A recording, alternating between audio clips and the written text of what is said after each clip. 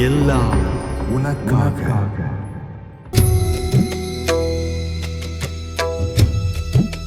காலம் அழைக்கிறது,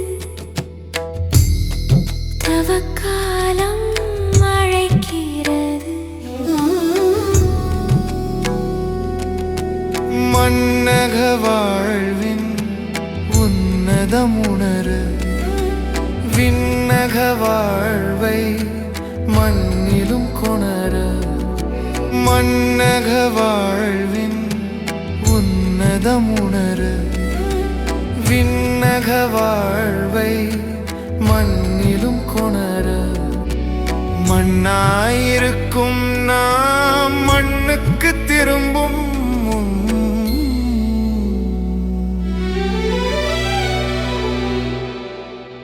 காலம் அழைக்கிறது, தவக்காலம் அழைக்கிறது.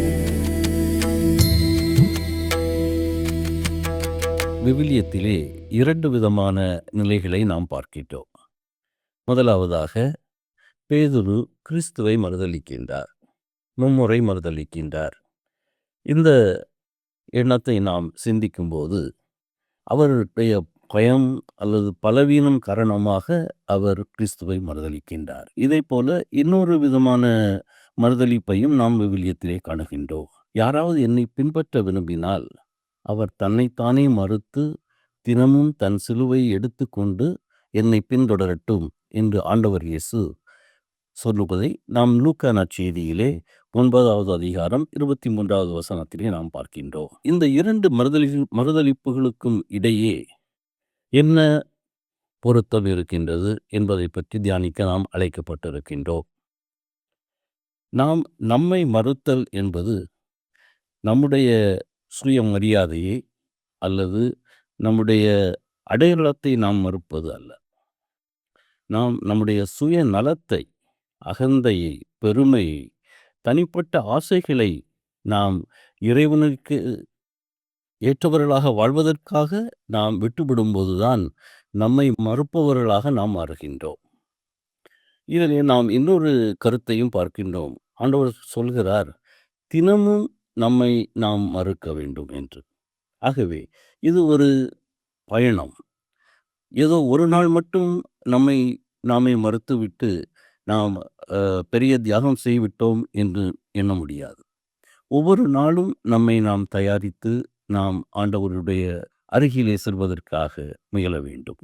சிலுவை துன்பங்கள் அனைத்தும் நமக்கு ஒரு விசுவாசத்திலே, நம்முடைய நம்பிக்கையிலே நம்மை வளர்வதற்கு உதவுகின்றன.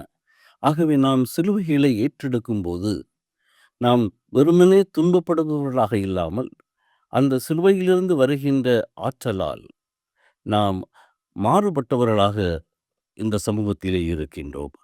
ஆண்டவர் இயேசுவினுடைய அந்த அருளால் நம்மிடம் மாற்றம் நிகழ்கின்றது. நம்மை நாம் மறுதலிக்கும் போது ஆண்டவருடைய அருள் நம்மில் பொங்கி நம்மை பலப்படுத்துகின்றது. இன்னொரு விதத்திலே நாம் சிந்திக்கும்போது பேதுருவுடைய அந்த மறுதலிப்பை எடுத்துக்கொள்வோம். அவர் அந்த நேரத்திலே ஆண்டவர் இயேசுவை மறுதலித்தார். ஆனால் மீண்டும் ஆண்டவரோடு அவர் ஐக்கியமானார். இன்று நாமும் இந்த சமூகத்திலே அநீதிகள் நடக்கும்போது, அக்கிரமங்கள் நடக்கும்போது அமைதியாக இருந்தோம் என்றால் அங்கே நாம் கிறிஸ்துவை மறுதலிக்கின்றோம். அல்லது நம்முடைய விசுவாசத்திற்கு ஏற்ற ஒரு வாழ்க்கை நடத்தாவிட்டால் அங்கேயும் நாம் ஆண்டவர் இயேசுவை மறுதலிக்கின்றோம். நம்முடைய பலவீனங்களுக்கு நாம் முக்கியத்துவம் கொடுத்து ஆண்டவரிடமிருந்து விலகிச் செல்லும்போது நாம் ஆண்டவரை மறுதலிக்கின்றோம். ஆகவே கிறிஸ்துவை மறுதலிக்கும் போது அது நம்முடைய ஆன்மாவை பலவீனப்படுத்துகின்றது. மாறாக நம்மை நாமே மறுக்கும்போது அது நம்மை ஆன்மீக வாழ்வுக்கு இட்டு செல்லுகின்றது. நம்முடைய ஆன்ம பலத்தை அதிகரிக்கின்றது. இன்று மறுதலிப்பு சாதாரண வாழ்க்கையில் நடக்கின்ற ஒன்றாக கூட நாம் பார்க்கலாம். பலர் எடையை குறைப்பதற்காக நோன்பு இருக்கிறார்கள், பல உணவுகளை மறுக்கிறார்கள், அல்லது ஒரு விளையாட்டு வீரர் தான் வெற்றி பெற வேண்டும் என்பதற்காக அதிகாலையில் எழுந்து பல பயிற்சிகளை செய்வதை நாம் பார்க்கின்றோம். ஆகவே சில சிறிய இன்பங்களை அவர்கள் மறுதலித்து பெரிய இன்பத்தை அடைய வேண்டும், உடல் சுகத்தை அடைய வேண்டும், அல்லது வெற்றிகளை அடைய வேண்டும் என்று அவர்கள் தங்களையே தயாரித்து கொண்டிருக்கிறார்கள். ஆக நாமும் நம்முடைய வாழ்க்கையிலே பல நேரங்களிலே இந்த வகையான சிறிய முயற்சிகளை நாம் எடுக்கலாம். அந்த சிறிய மறுதலிப்பு நமக்கு உடல் ஆரோக்கியத்தை கொடுக்கலாம். அதை விட மேலாக நாம் நம்முடைய சுய இன்பங்களை, சுய லாபத்தை நாம் மறுத்து ஜெபத்திலே நிலைத்திருக்கும் போது, நோன்பிலே நிலைத்திருக்கும் போது, அல்லது பிறருக்கான சேவையில் நிலைத்திருக்கும் போது நாம் நம்மையே நல்லவிதமாக கடவுளுக்கு அர்ப்பணிப்பதற்காக தயாரிக்கின்றோம். ஆகவே அன்பானவர்களே, பேதுரு இயேசுவை மறுத்தாலும் அவர் மனம் திரும்பினார். பின்னர் திருச்சபையின் வலிமையான தலைவரானார்.